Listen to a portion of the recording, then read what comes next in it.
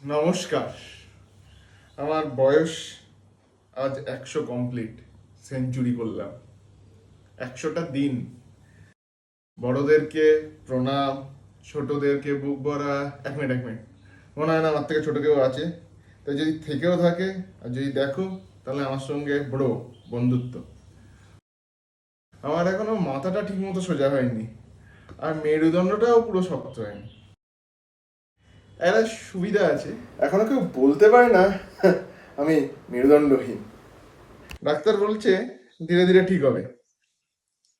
এই নিয়ে ভাবছিলাম, হঠাৎ রবীন্দ্রনাথের একটা লাইন মনে পড়লো, চিত্ত যেতা ভয় শূন্য, উচ্চ যেতা শির।